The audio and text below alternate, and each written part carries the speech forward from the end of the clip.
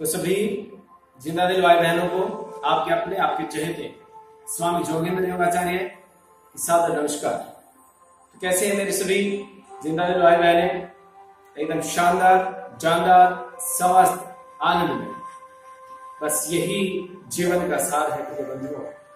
हमेशा जिंदगी को जबरदस्त तरीके से जीना है, उसे जबरदस्ती से नहीं जीना है। बस ये जीवन का फार्मूला बना लें, एक सूत्र बना लें तो जिंदगी को जबरदस्त तरीके से जीना, हमेशा मुस्कुराते हुए, खिलखिलाते हुए, हंसते हुए। यही असली जीवन है, यही जिंदगी का निचोड़। तो चलिए प्रिय बंधुओं, आज हम जिस विषय पर बात करने जा रहे हैं वो है हमारे जो बच्चे हैं वो हकला करके बोलते हैं, तुतला करके बोलते हैं, साफ नहीं बोलते हैं। और कई बार मैंने देखा बच्चों को कि वो बोलते बोलते बीच में अटक जाते हैं, या कुछ बच्चे ऐसे होते हैं जो बहुत ज्यादा एक्साइटमेंट में बोलने का प्रयास करते हैं, एकदम से जो है वो अटक जाते हैं, आवाज अटक जाती है। इसके पीछे कारण क्या है? हमने जो अनुभव किया, इसमें सबसे मुख्य जो कारण होता है तो जीभ की, होठ की, आपकी ब्रेन की और गले का जो नर्वस सिस्टम है वो बहुत ज्यादा कमजोर होगा। इनमें से कहीं से भी नर्वस सिस्टम कमजोर होगा तो आपकी आवाज को प्रभावित करेगा। दूसरा, कई बच्चों की जीभ जो है वो भारी हो जाती है, उसकी वजह से भी बच्चे हकला करके तुतला करके बोलते हैं। तो खैर रीजन चाहे जो भी हो, प्रिय बंधुओं, आज हम प्रयास करेंगे कि आपका ये वीडियो देखना सार्थक सिद्ध हो और आपके बच्चे अच्छी तरह से स्पष्ट करने को बोलने लगे। तो करना क्या है आपको? शुरुआत हम करते हैं, कुछ प्रयोग है प्रिय बंधुओं, सामान्य से प्रयोग, और आप वीडियो को देख रहे हैं, सुन रहे हैं, साथ में पीछे से आपको दूसरे फोन में हमने लगा रखी कि बड़ा ही प्यारा सा संगीत है, उस संगीत के साथ संगीत में होगा, क्योंकि संगीत जो है वो अपने आप में बहुत बड़ी औषधि है। संगीत में होकर के आप वीडियो का आनंद लें, सुने और उन प्रयोगों को साथ साथ में करने का अभ्यास भी कर सकते। चलिए मेरे बंधु में बात कर रहे हैं कुछ सामान्य प्रयोग। तो सबसे पहले प्रयोग क्या करना, आपने अपने बच्चों को, और छोटे बच्चे नहीं बड़े भी होते हैं कुछ साथी, उनकी भी आवाज साफ नहीं होती है, कई बहनों की आवाज साफ नहीं होती है, तो वो भी अगर चाहे तो ये प्रयोग कर सकते हैं। बिल्कुल सामान्य से प्रयोग, ऐसे लेकर के जय, सारे के सारे स्वर और व्यंजन, स्वर और व्यंजन, इन दोनों का बोलने का अभ्यास करना पड़ेगा, पूरा बोलने का अभ्यास। और बोलने का अभ्यास भी पूरी तेज गति के साथ में, ध्वनि पूरी तेज हो, आपकी उच्चारण बहुत तेज शब्दों के साथ में, ध्वनि के साथ में हो। जैसे अगर मैं एक उदाहरण के रूप में अगर मैं बात करूं तो जैसे आपको बोलना है ए, आ, ऐसे तेज मतलब ध्वनि निकलनी चाहिए आपके अंदर से। इसी प्रकार से स्वर है, उसके बाद फिर व्यंजन की अगर आप बात कर दे तो कै, खे, गे, मतलब पूरा गले से आवाज निकलनी चाहिए पूरी तेज। और फिर आप जो है देखना कुछ ही दिनों में फर्क पड़ने लग जाएगा। और जिन वर्णों के उच्चारण में आपका बच्चा अटकता है या तुतलाता है, उन वर्णों को ज्यादा से ज्यादा बुलवाइए बच्चों से पूरी तेज आवाज के साथ। ठीक है प्रिय बंधु? तो एक तो ये प्रयोग। दूसरा प्रयोग आपको करवाना है, जैसे पूरे शब्द भी धीरे धीरे, पहले स्वर और व्यंजन बोले, फिर वो शब्द भी बोलने लगेगा। तो जब वो शब्द भी बोले तो वो भी पूरी तेज आवाज में उससे प्रैक्टिस करवाइए।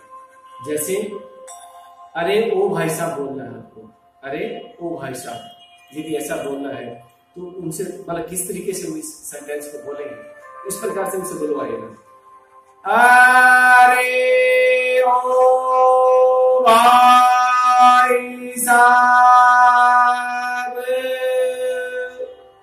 इस प्रकार से तेज उच्चारण के साथ में पूरा मतलब गले से पूरी ध्वनि निकलनी चाहिए, पूरा तेज उच्चारण से करवाइए, बिना किसी शर्म के, बिना किसी झिझक के। शर्माना नहीं है, मतलब स्पेशल टाइम है, ये 1 घंटे से 2 घंटा आपको लगातार इसी ध्वनि में, इसी पूरे तेज उच्चारण के साथ आपको अभ्यास करना है। ठीक है? इस प्रकार से जब आपके बच्चे अभ्यास करेंगे, या कोई बड़ा भी है जो तुतला करके बोलता है, अटकता है, वो भी अभ्यास करेगा, तो कुछ ही दिनों में बहुत ही जादुई तरीके से आप स्पष्ट बोलने लग जाएंगे। दो प्रयोगों की हमने बात की। तीसरा प्रयोग आपको करना है, श्वास अंदर भर के और जब श्वास को आप बाहर छोड़ेंगे तो जीभ का साथ में प्रयोग करते हैं, जीभ के प्रयोग के साथ श्वास को बाहर छोड़ेंगे। कैसे एक बार देखेंगे आपको, श्वास को अंदर भरना है,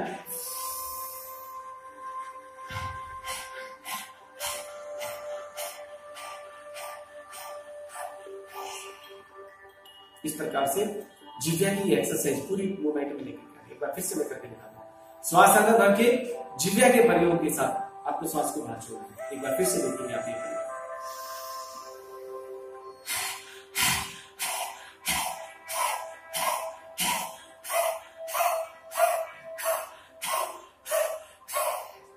इस प्रकार से श्वास को बाहर छोड़ने का आपको अभ्यास करना है। ये 3 प्रयोग आपने किए। इसके साथ कुछ प्रयोग और आपको करने हैं, एक उज्जयी प्राणायाम और एक सिंहासन का अभ्यास आपको करना है। उसके बाद हम चर्चा करेंगे कुछ घरेलू प्रयोग, ठीक है। ज्यादा नहीं है इसमें घरेलू प्रयोग, तो काम बहुत कम करती है कलाने में, लेकिन फिर भी 2 सामान्य प्रयोगों की हम चर्चा करेंगे जिससे आपको लाभ मिल सके, ठीक है। उसके अलावा जो आप जितना प्रयोग करेंगे, जितना अभ्यास करेंगे, जितनी एक्सरसाइज करेंगे, उतना ही जल्दी आपको आराम मिलेगा। तो एक प्राणायाम का आपको करना, उज्जयी प्राणायाम। शुरुआत में छोटा छोटा करना है सीखने के लिए। जैसे सीधे बैठना, कमर गर्दन आपकी सीधी रहेगी, श्वास को अंदर भरते हुए गले को छोड़ देना।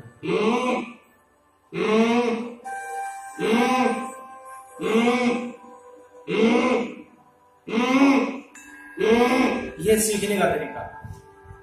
देखिए 2 तरीके से आवाज आपको सुनाई देगी।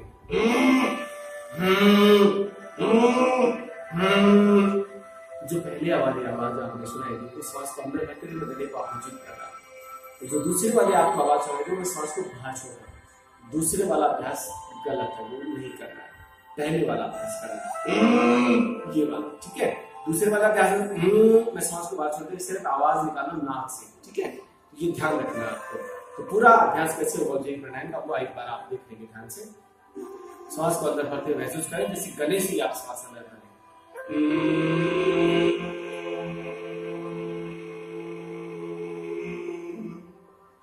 उसके बाद जालंधर पर लगा लेंगे, छोटी को कंठ से लगाएंगे, कुछ सेकंड के लिए होल्ड करेंगे और फिर जालंधर बंद को खोल देंगे। राइट हैंड के अंदर से राइट नोज को बंद करें, लेफ्ट नोज से श्वास को बाहर छोड़ दें। ये आपको उज्जयी करना है। ये जो अभ्यास है ऐसे 3 से लेकर के 21 बार तक आपको उज्जयी प्राणायाम का अभ्यास करना है। देखिए कैसे चुटकी में आपको गला बिल्कुल साफ होगा, जीभ आपकी समझ हो जाएगी, आप स्पष्ट बोलने लगेंगे, ठीक है। उसके बाद ध्यान रखना कि लास्ट में जितनी बार भी आप करें उसके बाद जब भी खत्म करना हो तो लास्ट में दोनों हाथ को आपस में रगड़ना और गले भी मालिश कर लेंगे। इस तरह ये बहुत जरूरी है, ठीक है। इसी के साथ दूसरे अभ्यास की हम बात करें, सिंहासन का अभ्यास। उसमें शेर की तरह दहाड़ना। क्या करना आपको घुटनों के बल बैठ जाना, इस प्रकार से घुटनों के बल बैठ जाए, ठीक है। और घुटनों पूरा मतलब ये तो है वज्रासन, ये वज्रासन है, ठीक है। और इसके बाद आप घुटनों के ऊपर आ जाएंगे, पूरा घुटनों को थोड़ा सा खोल लेंगे और दोनों हाथ जैसे शेर का पंजा होता है ऐसे पंजा बना करके दोनों घुटनों के बीच में रखें ऐसे, और फिर श्वास अंदर भर के जीभ को बाहर निकाल करके सिंह गर्जना करने, शेर की तरह दहाड़ना पूरा शक्ति के साथ में, ठीक है।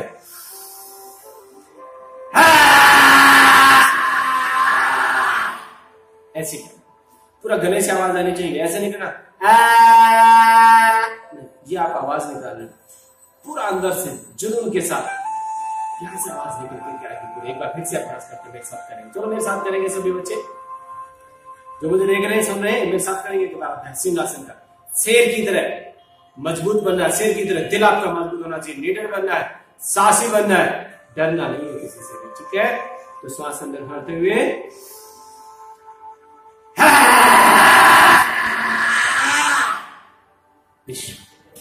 इस प्रकार से आपको सिंहासन का अभ्यास करना है। और फिर जैसे उज्जयी प्राणायाम के बाद हमने गले की मालिश की थी, इसमें भी ऐसे ही दोनों हथेलियों को आपस में रगड़ के और फिर गले की मालिश आपको करना।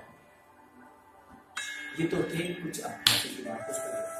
दूसरा, मैं उन माताओं से, उन भाइयों से जिनकी संतान हैं, कोई भी दिक्कत है, तो निवेदन करूंगा कि वो बात बातों में, मजाक मजाक में भी मजाक ना उड़ाए अपने बच्चों को, ये मेरा आपसे निवेदन है, ठीक है। उनका हौसला बढ़ाइए, उनके हौसले को तोड़ो, हौसला बढ़ाइए। अरे अब तो फर्क पड़ रहा है, अब तो आप साफ बोलने लगे हो, और कुछ दिनों में आप बिल्कुल साफ बोलने लग जाओगे, ऐसे करके हौसला बढ़ाइए अपने बच्चों को, ठीक है।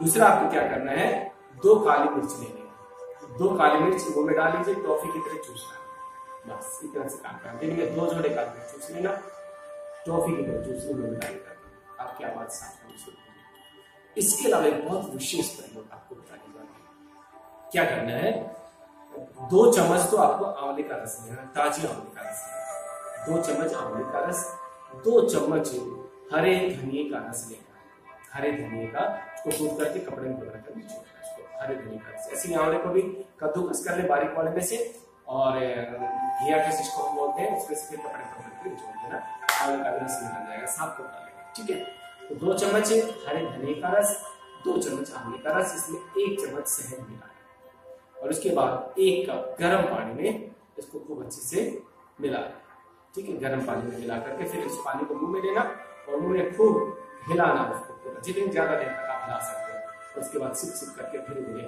घूंट आप पानी लेके थोड़ा इस प्रकार से, इससे अपने आपने तैयार कर लिया आप मिलाकर पूरा सामान।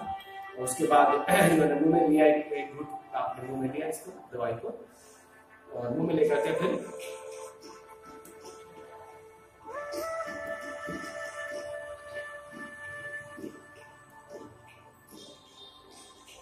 इस प्रकार से पूरे मुंह में घुमाना, और फिर लेकर के अंदर इसको एक ही ऐसे कुछ छोटे छोटे से प्रयोग हमने चर्चा की, इनका प्रयोग करके आपके बच्चे समझ सकते हैं, सब कुछ। ईश्वर की कृपा से, ईश्वर का धन्यवाद करना ना भूले, जिस पर मेरा परमात्मा ईश्वर ने हमें एक सुंदर स्वस्थ और शक्तिशाली शरीर दिया है, उस पर भी कभी ना, ईश्वर को हमेशा धन्यवाद करते रहे, सुंदर शक्तिशाली स्वस्थ शरीर के लिए, ठीक है। ईश्वर का धन्यवाद करते रहना, और जल्दी आप रिकवर हो जाओ। हमेशा बोलता हूँ, ईश्वर से बड़ा कोई डॉक्टर नहीं है, और प्रार्थना से बड़ी कोई औषधि नहीं है, ठीक है। तो ईश्वर का धन्यवाद जरूर करना, ईश्वर के प्रति कृतज्ञता, ग्रेटिट्यूड रखना बहुत जरूरी है। इन शब्दों के साथ आप सभी प्रिय बंधुओं का बहुत धन्यवाद।